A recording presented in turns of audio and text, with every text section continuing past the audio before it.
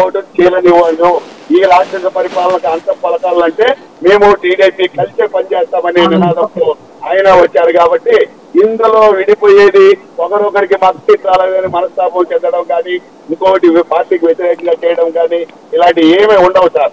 మేము సర్దుబాటు చేసుకుంటాం. అంతా కలిసే జగన్మోహన్ రెడ్డి గారిని జైలుకు పంపేదానికి మేము అన్ని రకాలుగా ఆలోచించి సిద్ధపడే ఈ అలయన్స్ చేసుకున్నాం సార్. ఒక సీనియర్ నాయకుడుగా భారతీయ జనతా పార్టీతో పొత్తు మంచిదనుకుంటున్నారా, వృధా అనుకుంటున్నారా? సార్ ఇప్పుడు కలిసిపోవాలన్నప్పుడు అది వృధానా, లాభమా, నష్టమా అనేది ఉండదు సార్.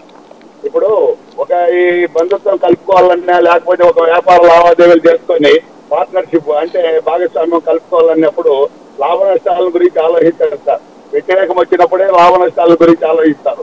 మేము కలిసిపోవాలనుకున్నప్పుడు మాకు దానివల్ల నష్టమా లాభం అనేది మేము ఆలోచించాం సార్. అంటే మొన్నటి దాకా 100 కంటే తక్కువ ఓట్లు వచ్చిన పార్టీ అన్నటువంటిది మాట్లాడాం. ఇప్పుడు వాళ్ళ వలన ఆ 0.8% ఓట్లు తగ్గుతాయని పెట్టుకున్నారు, లేదా వాళ్ళ సంఖ్యాబలం పెరిగింది అని పొత్తు పెట్టుకోవాలనుకుంటున్నారా? సార్ మేము ఇక్కడ వాళ్ళకు ఓట్లు ఉన్నాయా లేదా అనే ఆలోచనతో మేము పొత్తుకుపోలేదు. అక్కడ కేంద్రంలో వాళ్ళు ఉన్నారు కాబట్టి ఇక్కడ ఇడిపోయిన రాష్ట్రం చాలా ఇబ్బంది పరిస్థితుల్లో ఉండాలి. ఈ రాక్షస పరిపాలనలో దాదాపు 12 లక్షల కోట్లు అప్పులు చేసి రాష్ట్రాన్ని సర్వనాశనం చేసినారు. రాష్ట్రానికి రాజధాని లేదు, ఇక్కడ జాబ్ క్యాలెండర్ ఇస్తామనేసి నిరుద్యోగులు నిత్య నిలువునా ముంచారు.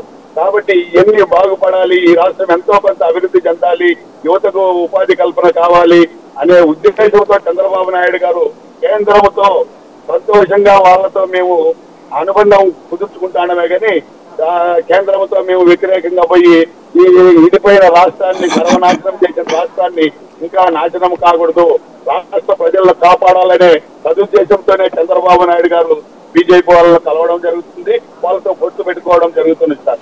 కలిసికట్టుగా పనిచేస్తే కలిసి ఉంటే కలిసి సుఖం అన్నట్లు ఆ ధోరణిలో మేము ఉన్నాం సార్.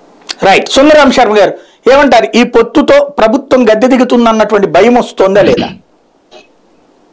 సాయి గారు, మీకు లక్ష్మణ్ గారికి, సుహాసిని గారికి, జయచంద్ర గారికి నమస్కారం. మన మిత్రులు జయచంద్ర గారు బాగుంది కలిసి ఉంటే కలిసి సుఖం అని, అది ఉన్నట్టుంటే మరి చంద్రబాబు నాయుడు గారు 2018లో తిట్టిన తిట్ట